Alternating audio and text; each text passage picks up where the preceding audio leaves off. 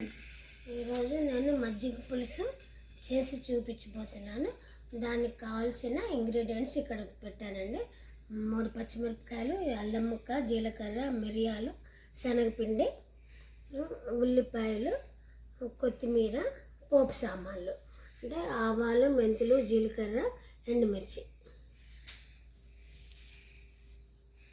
మజ్జిగ పెరుగు తీసుకొని ఇలా పలుచగా, మరీ పలుచగా కాకుండా మరీ చిక్కగా కాకుండా ఇలాగా వేసుకోండి, చిలుక్కోండి. దాంట్లో కొంచెం ఇప్పుడు ఇవి 3 నేను రోట్లో దంచుతానండి. మిరియాలు, జీలకర్ర, అల్లం ముక్క, పచ్చిమిరపకాయలు ఇలా దంచాలండి.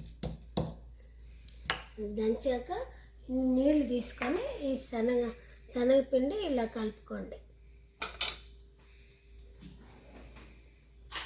నీళ్ళల్లో కలిపి పెట్టుకోండి. స్టవ్ వెలిగించాక మూకుల్లో 2 స్పూన్లు నూనె పోసుకోండి.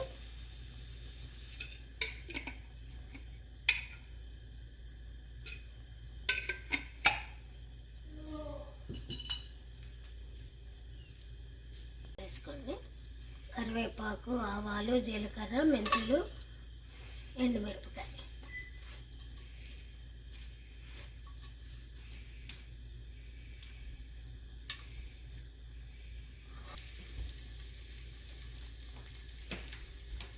ఈలోగా శనగపిండి కలుపుతున్నారు కదండి, ఆ నీళ్ళు ఈ మజ్జిగలో కలుపుకోండి.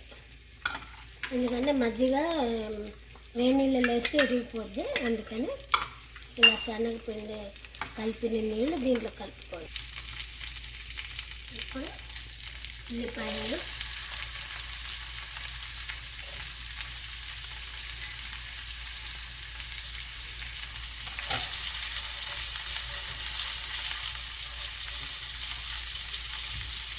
దాంట్లోనే ఇంకా దంచి పెట్టుకున్న అల్లం, జీలకర్ర, పచ్చిమిరపకాయల ముద్ద,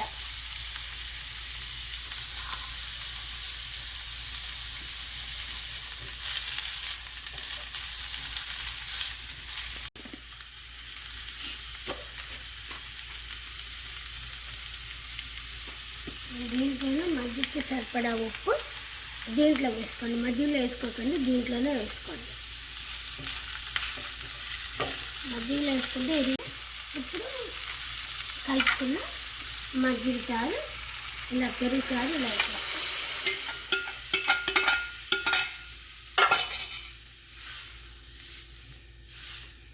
ఒక పొంగు వచ్చాక ఆఫ్ చేసేయండి. పొంగు వచ్చే వరకు మరిగించి తీసేసేయండి, స్టవ్ కట్టేసేయండి.